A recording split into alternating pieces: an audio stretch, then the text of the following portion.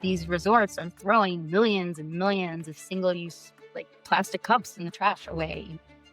And so we just launched a line specific to hospitality that we hope will tackle that. Canada happened to ban. And so that meant getting rid of all of the plastic baby bottles that were sitting on the shelves in Canada. And we just happened to be one of the only companies at the time that had a solution. Welcome to the DTC Insider podcast, where online business owners come to find actionable tips and tactics to grow their businesses. Now, here's your host, Roisentul.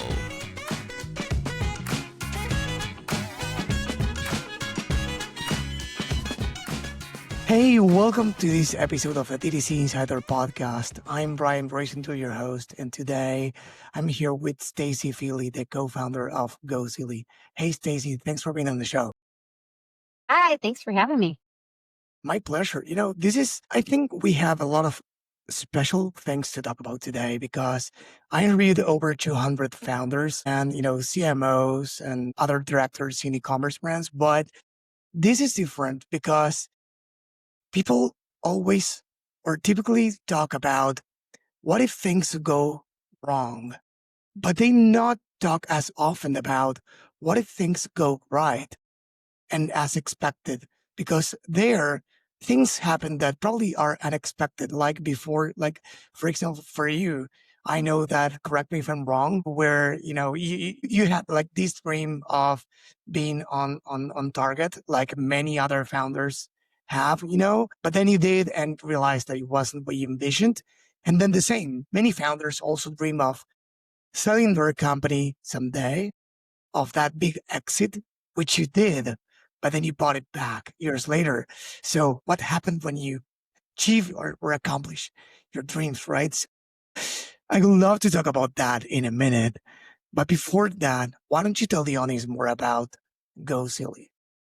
Sure.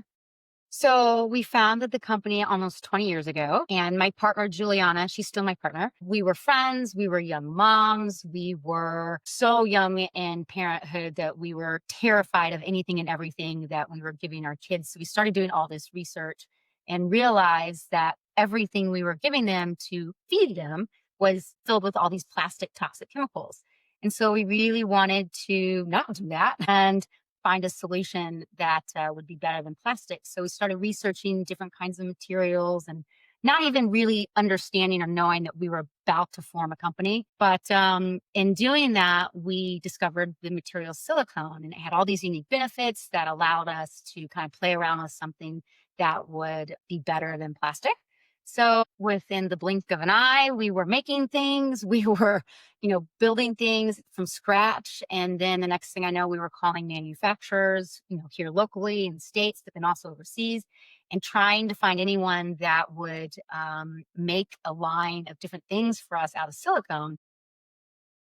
In doing that, we also realized very quickly that not only did we not want to combat the toxic chemicals found in plastic, we were just abhorrently shocked about the amount of plastics that were sitting like on our counters, but also all over the U.S. and the globe, right? And so we were like, oh gosh, there's a much bigger problem with plastic besides just the toxic chemicals found in it, but really the single-use notion. And in the kids' space, it was a take it and toss it. Like, it didn't matter. You're gonna maybe if you lost it, who cares? Because it costs $1 or something like that. Yeah. So it was pretty evident that we were building this foundational company called Silly Kids at the time that was really meant to deal with that, and then also had a bigger mission and purpose of reducing single-use plastic waste in Makes general. sense. I'm a father myself. I have twins. They're 6 now, a boy and a girl. And yeah, it's what are you doing as an adult, but also what message are you delivering to them? It's like about, taking care of the planet and all this stuff. So did you have any background on that field whatsoever? No, we had no background whatsoever. I mean, it was like a crash course in business. Like the minute we were like, okay, let's do this. And, we learned a lot along the way. We asked a lot of questions. And sometimes I feel like when you're naive to something, it almost is a benefit, if you will. You can use it to your advantage because you don't know that you can't do it, right? Like I remember telling someone, oh, we contacted this buyer, and I can't even remember how, but we went through like the side door versus the front door, the back door as opposed to the front door. We just did things really different because we didn't know any better. But for us, it worked, and we didn't have this like overarching view of, oh, well, you can't do that. So we just did whatever we thought we needed to do to make it work. And so that actually really helped. And then we got to a point where we were making all of these glass baby or we were making these silicone sleeves for these glass baby bottles. And at the time, Evenflo, which is a huge company, they're over a century-year-old, they were the only company around that made these glass baby bottles. And we wanted to use glass versus plastic. We didn't know enough about, you have kids. I don't know if you remember the twins at some point were like the colicky part and, oh, you have to like have the venting in the bottle and all these things because you don't want them to have gas in their stomachs. So we did not want to get into the bottle game, but we wanted to figure out how to protect the glass bottles. So we developed a silicone sleeve to go around them. And we had to do all these drop thresholds to patent it. And I remember watching my dad. I was up at a parking garage. So it was 3 stories up in Los Angeles, and he was at the bottom. As soon as cars would clear out, he'd be like, okay, you can drop it. And so I dropped these glass bottles that had our sleeves on it off of the roof. And that was our drop test, like our drop test. And so we got up to 3 stories before the bottle would break. And so that's what we ended up patenting is these shock absorbers that we had built into our silicone sleeves. And during that time, as we were first starting to kind of like get going, and again, not really knowing much of anything, figuring it out as we went, I lived in a community, Eagle Rock, Los Angeles, that was all college kids. And so I had pallets and pallets of glass bottles and pallets of silicone sleeves that were piled up in my backyard. We paid these college kids in pizza and beer, and they assembled a bunch of stuff, and it was great, and it worked out well. But in that same time frame, Canada happened to ban, and so that meant getting rid of all of the plastic baby bottles that were sitting on the shelves in Canada. And we just happened to be one of the only companies at the time that had a solution. So that is what launched our trajectory into a much larger retail chain, if you will, or more mass distribution. And that's kind of what I guess really put us on the map, at least initially. And that actually was pretty scary because, then it was like, oh, what do you mean we have to have 1 million units ready to go in 30 days? And so that was interesting for sure. But again, you just you have to do it. So you figure it out and you just make it work, whether that's funding the business, whether it was figuring out how to find more college kids to assemble it, or find the warehouse to actually like do it properly. We got there, but all learning as we went. And so that was kind of the start of our journey into mass distribution, if you will. That's amazing. Great story. I mean, you said that you paid those students with beer and pizza. Only things are a little bit different these days with the rise of affiliate creators, especially, the Gen Z, probably now they will charge a little bit more. So things are very, very, very different. It's a long time in the business. The other day I interviewed someone that's been in business for 18 years and they said, wow, it's a lot. And even for over, almost that, since 20. Yeah, almost 20 years. Yeah. Almost 20 years. So that's a long time. So many things have changed, right? So how did you acquire, did you even have an e-commerce store back then? Because there was no Shopify, if I recall correctly. Meta ads wasn't a thing in 2006. How did you acquire customers? Was it all offline?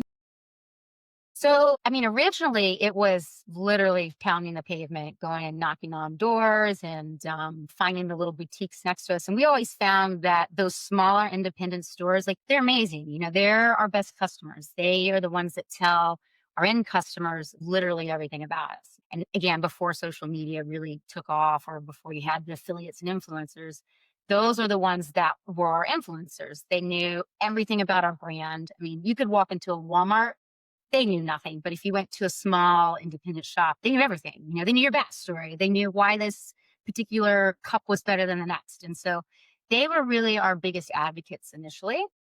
And we did have a website. We were on Amazon. I feel like it was still almost even like a bookstore at that point. And we were, again, just trying to figure it all out on our own. And we got to a point where we had a really basic website and it was great. It was super user friendly, but it wasn't very pretty and It it was like what worked. we know probably was informative more than interactive, right? Yeah, exactly. And so, but it worked. But then when we decided to like make it really nice and pretty and fancy, there was so much coding in the back end that we could never update it ourselves. And so we like scratched that. We ended up throwing away a lot of money to like have it redone to go back to something like super, super basic because we could change it when we needed to drop new products or change to the seasons or whatever that might be. So we learned that that was going to be an issue for us, at least Do you along the think way. that starting your business before the e-commerce was a thing even was an advantage? And I ask because we here in the podcast interview a lot of brands, different sizes, and the most successful ones, whether they are 7, 8, 9 figures or even more, they have a few things in common. And one of them is that they go beyond the storefront, meaning that they don't hide behind the website and say, well, I'm a brand because I either manufacture or source products and upload them to a website. It's way more than that. And you had that naturally because that wasn't around back when you started, right? So Yeah. how do you feel about that? Do you feel that you understand something that most founders who started a business in the last 4 or 5 years don't? Yeah, I mean, we did start that way. We did have to start kind of boots on the ground like that. And what we learned along the way, very similar to those independent stores we were talking about, is that if you don't have a face or personality, like a true story behind the brand, people can't connect. I mean, they're not going to connect in the same way. You're not going to build that loyalty and that love for a brand, right? And so still to this day, like we'll do some boots on the ground stuff. We'll go pop into our favorite stores. And, one of the things when COVID hit, we stopped doing a bunch of trade shows. And those were always awesome because you saw your people, whether it was the big stores or the little stores or your PR people or just even your competitors. It was a great place to like just talk to people. And so I still feel like that is really, really important, that face-to-face time and building of that relationship. It's so natural. Do you think that trade shows gave you back then or still give you if you're still doing them? That you miss, like for those founders or decision makers working for brands listening to this that probably don't often go or don't know the value about, don't see the value in the trade shows, what would you tell them? I think there is still serious value there. I'm glad to see that they're coming back. And I think people ultimately want to interact with each other. They're expensive, right? So, when we were first starting, it was like, oh my God, how are we going to fund this? And we found ways. They were weird ways sometimes, but we found a way to get there. And, we were in the beginning building our own booths, which was like a disaster sometimes. It was like things in the back were like put together with glue and, maybe a paper clip. I don't know. Many founders do what they are starting now. Yeah, it's totally normal. Yeah. Yeah. And so that's what you do. But I do think there's real value. And I love to see that it is still a thing. And even if you're not going to say put up a booth or, be there to buy or whatever, just go walk the shows because you learn a lot from what you see, what you hear. And if you're not out there doing that, you miss all that. So you miss what's in your space, you miss what your competitors are doing. I find them very, very valuable. Yeah. Many founders here say that they are successful in the DTC channel, but depending on the vertical, they say, real scale and real growth comes once you unlock or you break through, you break through into retail, like you go into retail. So you wanting to target, like, I don't know, what year was it? Oh man, that would have been, Or gosh, 2000, maybe 16 or so, 2015, 2016, I think. what were your expectations with that? Was that your Yeah, first retail store, like the big one? it wasn't our first like big one, but it was like the one that we really, really wanted. And we wanted it for like a decade, I mean, it was like, we wanted it like from the very, very beginning, like, oh, we've got to get everything in Target, And that was at the time, that was where we could meet, the masses and our customer, like they were still shopping at Target.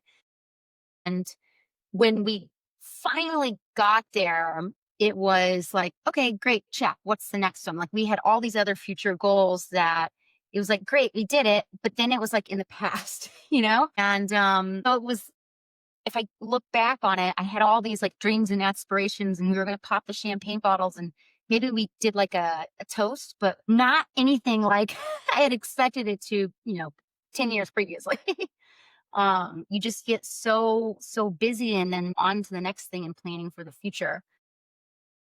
I don't know. It was kind of anticlimactic, if you will, Was it but it do was you good. think that, but like, did you pull back the products like from Target, or are you still there? No, we are not still there. And that's a conscious choice, actually. And that kind of ties into what you were mentioning early in our journey of our company. What we've found over the years is, again, like our true north as far as our ideal customer, they're smaller, they're the ones that tell who we are. They're the ones that really drive our message and our messaging. And the larger retail stores, they're good. They're great. They bring in the money, which is important. So there is value to that for sure. But what we learned along the way is that if you don't have the big budgets to really market within those stores or to support those sales, we got in pretty early and didn't have that. And so we were really scrambling and struggling to, one, stay on the shelf, but two, to drive sales into Target. And a lot of these large retailers, they put it back on the brands, whether you're big or small, to do their marketing. And so that was a tough lesson to learn. And we lost a lot of money in doing that, because you get fined like crazy if you miss a ship date, or if you don't do a certain sale by this time or something along those lines. And so we learned a lot of those lessons, and some of them are pretty costly, but we learned from it, and then we didn't do it again. You gotta learn. Yeah, you gotta learn somehow. Yeah. So going back to your story, to not to those early days specifically, but you started, let's say, offline, but then at some point, I guess you started the DTC channel right online. So when did that happen, more or less, and what was like the main inflection point in which you said, "Oh, this channel like is working"?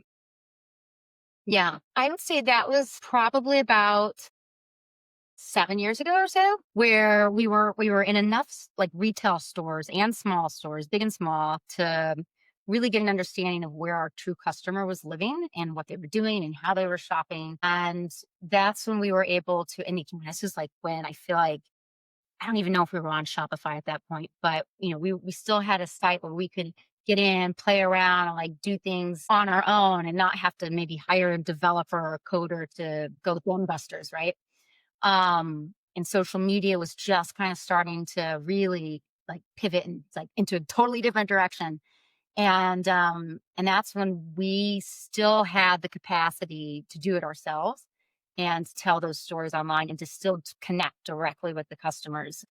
We would do these like funny little videos sometimes, and then we would post them to our social media. And it was like just a video chat with like a customer that would call in about, a cup that they had. And You so we were, posted those. what's that? So you recorded those calls in video and you posted those on Instagram, let's say, or Facebook?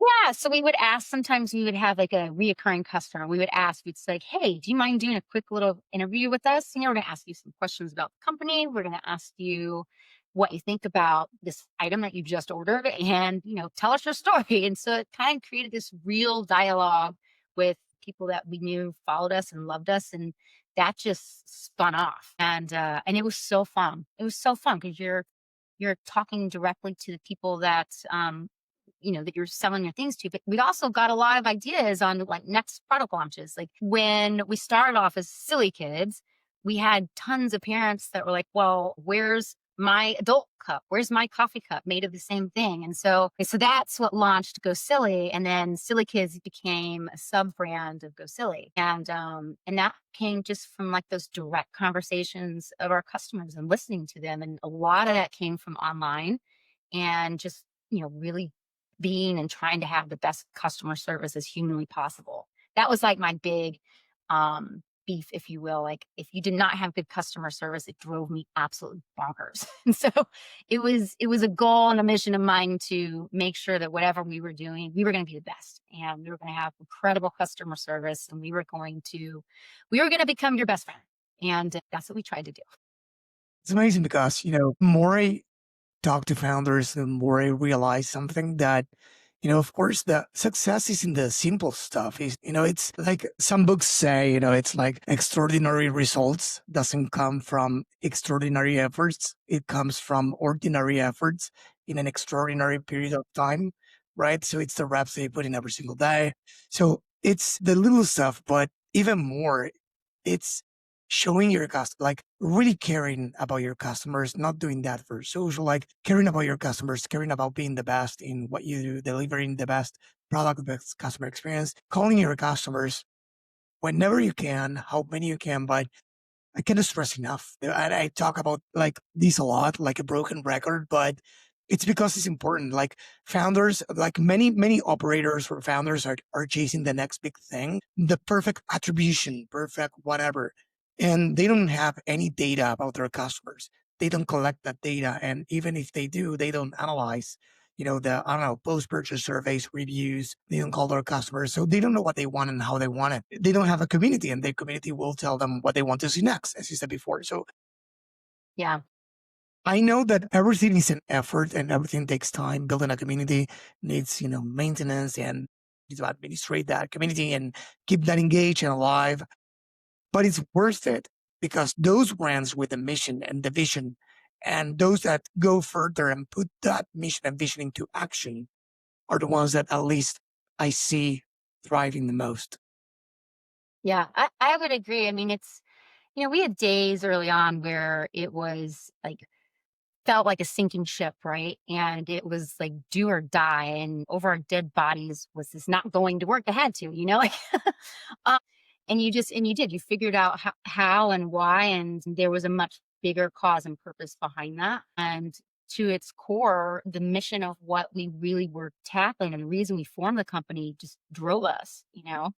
And so that was the greater good of what we were doing. So it had to work. And we found that we had a solid community that supported that. And so that if, I went away tomorrow and that's what my claim to fame is, I'm happy. That's great. So we already talked about what happened with Target, but then I would like to talk about the exit. It's something that, again, some brands probably don't aspire to doing, but then they do, and some don't. But some, they really build the company with that intention in mind. Like they want the exit, that juicy exit, dreamy exit. You had that exit. Could you Yeah. please tell us more about that first before talking about the other part? Sure. So let's see. We did have investors and, we had an obligation to our investors.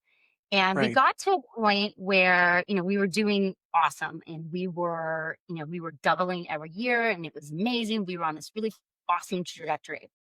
And what we wanted to see for the brand was, a larger partner, if you will, that had even bigger distribution that could take our vision and our mission and not only 2 times it, but like 10 times it. And so that's what we were looking for. And if that meant an exit, you know, that was something we were going to have to think about. Or if it meant staying on and like continuing to grow it in another way, like we were open to lots of different ideas. But we really, really wanted to find a bigger partner that had that foundation to help us grow faster. And in that, we knew we had to exit our investors. And so we ended up doing a full circle with Evenflo, who I told you we were using their bottles way back when. And they reached out and it was kind of random. Like we weren't exactly, we knew it was coming, but we weren't exactly ready to start talking to people yet. And they just happened to reach out actually from a trade show. And so we started talking to them. We thought, God, this is so serendipitous. Like we're, coming full circle here. And does this make sense? And they were looking for they were looking for a way to take their brand and tweak it a little bit and give it a little bit of a spin. We were very different. They were very, how would I explain this? Kind of like if I could put it in the way of color, beige and like lights, and we were like hot pink and loud and ridiculous. And so they needed to kind of like they were looking for more of that. And Right. so we had that. And but we also had a very, very different type of customer. And so we had kind of asked a lot of questions around that and whether or not that was going to be harder for them to like implement our business into their current business. And, like, nope, we got it. And so we did. We did an exit, and we stayed on for a good while to do some R&D and, some background stuff. Um, it became pretty clear that we fundamentally just had very different visions for the brand. And that core customer that we built and loved and we had this great connection with was not their customer, like at all. And and they didn't really know how to reach that customer. And so we just kind of saw the writing on the wall. And 5 years in, I guess, it was like, okay, it's time to it's time. So during those 4 years, we're still working for the company, or at some point you left. We never really left. We were there, but we were not involved in the day to day. Right. Yeah. Right. So we had like this huge thing of like R&D in our back pocket that we'd been working on, which was, we'd done some, marketing things and those things, but they just, again, it was like a very different model, very different customer on their end. And, you know, the idea was to just integrate, and it just did not work. Like it was like oil And and did your customers react to that somehow? They did. They did. They didn't like it. They didn't like it, and we lost a solid chunk of our business. And so while we maintained in all of like the mass, the heavy retail, like the Targets and Walmarts and those channels, and that was their main business. Like that's what they were really good at. And so we stayed in that foam. But in doing that, we lost our core. So when we had an opportunity to buy it all back, we partnered with some other investors. We bought it all back and got to this place of, oh man, we are going to have to rebuild the foundation. We're going to have to redo everything. And so we did. We went through this pivot and went through a complete rebuild and used the lessons along the way to kind of get there quicker, if you will. But so when you asked, are we in Target right now? No, we're not in Target intentionally, because we wanted to rebuild this foundation with our core and our base. And we know we need to do it right, because getting them back, you know, may be hard to do. Yeah. I guess it must have felt like having a second baby, right? Getting it back because you need to like all over it where they left things because it's Yeah.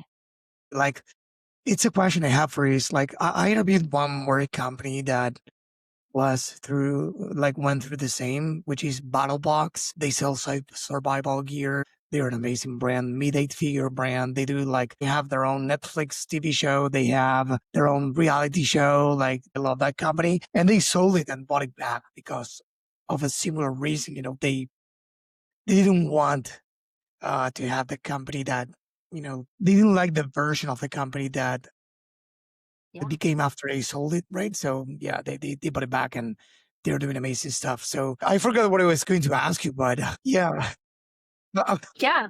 happens. I mean, it's been awesome to kind of, it is like one of those things, like, I have some friends are like, oh my God, are you crazy? Like, what is wrong? Like, why would you do that?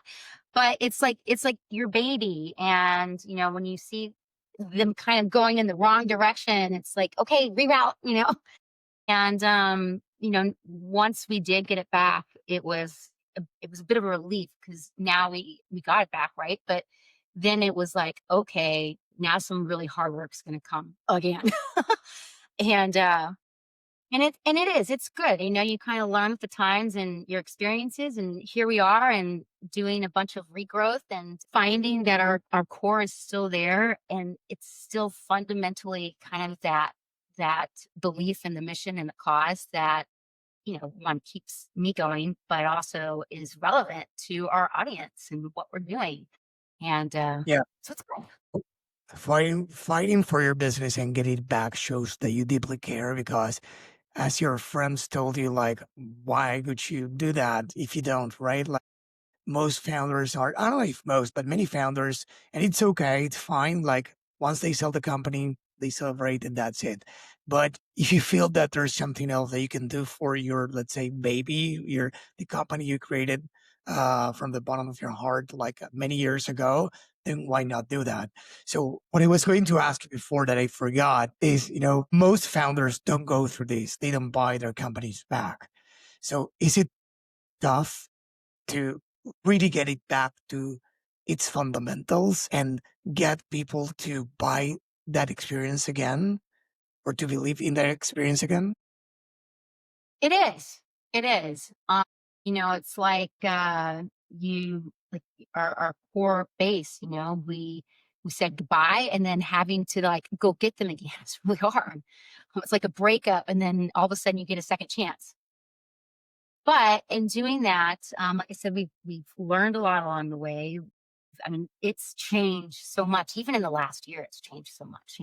Yes. And one of the main reasons too, we really wanted to get it back is just because we saw so much potential and some like other channels and avenues that we could grow and that we could reach out to. And that was really exciting. That the foundation was the core of what we built, but there was so much more work to do outside of just GoSili and making cups and straws and bowls and things like that. There was a much bigger impact that we saw that we could have. And that's where that mission piece really drove us to like make that decision to buy everything back. Like what? Could you please give some examples of what you're working on right now? And Yeah, yeah. So one of them is through the recycling piece. What we learned along the way is with silicone, it is a material that lasts a very, very long time. It is not biodegradable. And so it lasts. So you need to be able to, at the end of its life, recycle it and recycle it properly. And, there's a lot of silicone out there, not just, cups and plates and bowls. There's like silicone, bolts that are, or gaskets for cars. There's all these different manufacturers, but there's not a lot of silicone recycling. And, a lot of recycling facilities, they just don't take it. So those items end up in a landfill. So for us, the more we learned about the minimum amounts of facilities that were taking silicone back, the more we thought, oh my God, we have a serious problem, but we also have a serious mission to like make sure we close the loop. And not just with our stuff, but anybody's stuff. So part of our program, I'll explain the program, is we have this recycling program. We tell people when you're done with whether it's our stuff or maybe you've got a competitor's stuff, send it back to us. We will collect it. We will sort it. We will make sure that it's recycled and we send it to our recycling partners and they will recycle it. And so they'll break it down. They'll pull out the siloxanes. They'll chop it up into bits and pieces. They will reuse it. And then they'll sell off those, other things that they're making from it. But we got to a point where we're like, okay, it's not just our stuff and even like the onesies and twosies of other things that people are sending in to us. We should be talking to anybody and everybody that's making silicone. And whether you're a car manufacturer, whether you're a wristband that makes all those wristbands for the concerts and whatnot, we started building this outreach and we're like, look at, you do not throw that away. And a lot of them, you'd reach out to them and be like, yeah, I just didn't know what to do with this. So it just went into a landfill. And so that's where we were like, oh my God, I can't go into a landfill. Don't do that. So that's where our mission to make sure or our mission to get in front of enough people as humanly possible so that that wasn't happening. It just became another branch of what we were trying to do. Even though it's not making cups and things like we do with GoSili, it is a much bigger service that we just felt like we had to do. So that's part of our recycling business as another avenue that we are still building out, still working on, still doing outreach for, but that we're really, really excited about because it needs to be done. Yeah. Why? Well, that's amazing. That's amazing. That's great. Congrats for that. It must be a huge effort from your end. So yeah, congrats. And thank you as well because you're taking care about like all of us. So one of the last questions I have for you is we talked about your story. We talked about how you sold the company, how you bought it back. What does like what do things look like right now for you? Like is DTC your main sales channel? Is retail? How do you approach DTC? How do you approach retail? How big Yeah. is your team? We didn't talk about your team. Do you have a team? We don't know. Yeah, no, we're still pretty small. We're lean and mean, if you will. But we're still playing in a bunch of the different channels, like D2C. We just did a big outreach with a couple firms to see, like, okay, we got to up our game on D2C. And we truly at this point don't know what we're doing. And the amount of time that we would spend, like we did in the old days, to figure it out, we don't have. So we are working with some teams to take a look at that to really do some of that outreach.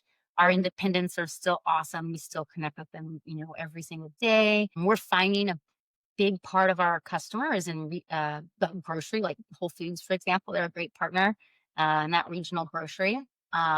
It's interesting, like even during COVID, grocery stayed consistent. I mean, and that was big for us. And we actually were able to connect or stay connected to our customers because they were still going to grocery stores. And so that became a path for us, which wasn't as big prior to partnering with the larger company.